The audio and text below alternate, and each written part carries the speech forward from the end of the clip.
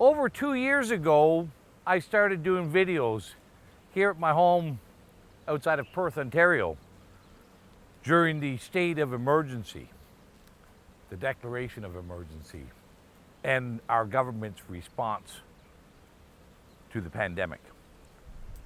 I tried to encourage people to be aware and to understand what path we were on during that time. In March of this year, I realized that a new strategy had to be taken. And for the last number of months, I've been doing what I think we all need to do these days, and that is to take care of ourselves, take care of our families, and that's what I've been doing since March of this year. Been building gardens, been developing a food supply. We're in a difficult position, and we can now connect up the dots and see where we're headed since March of 2020. So as you can see around the world, the Dutch farmers are in revolt, as well as in Germany and Spain and elsewhere. Their lives and livelihoods and farms are in jeopardy. The cost of energy is going through the roof, whether it's fuel for your vehicle or whether it's home heating fuel this winter. Everything is going up in price, and there are also significant shortages that are underway. So before we do anything else, I decided it's time to make ready for what is en route. This war in the Ukraine are making things worse. Worse on the food supply, worse on our energy. We see now this week that the European Energy Agency has informed and told the people of Europe that they'll be cold this winter. And that's what's going on. It's not just in Europe. It's happening everywhere. So I thought it was most important to start taking care of myself, my family, my friends. I've got a few laying hens now, a few gardens, building cold storage for the food supply. This is not rhetoric. I've always thought that we should lead by example, that our actions speak much louder than our words. And we should be concerned.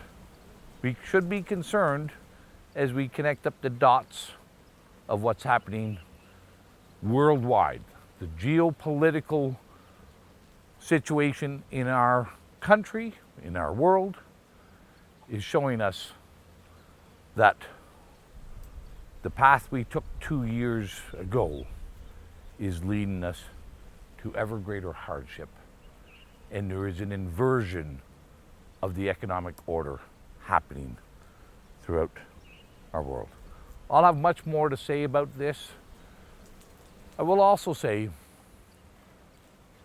when I started speaking out about these measures over 2 years ago, I knew I was on the opposite side of public opinion. I knew there would be a backlash from it. And my family, myself, like many others, have suffered significantly from this. I'm also facing significant charges in our courts, many of them which I can't even speak about, both criminal and provincial offenses. We're going to continue to speak out, but it's going to be done in a very cautious way so that I don't end up like others back behind the bars at the Crowbar Inn with a breach on bail conditions. But they are trying to bleed. They're using the courts in an abusive fashion to attempt to bleed me into submission. It's not going to happen. It's not going to happen. If you can help me out, continue to follow No More Lockdowns. Help me out. You can donate to my legal defense, either by email, check, money order, through nomorelelockdowns.ca.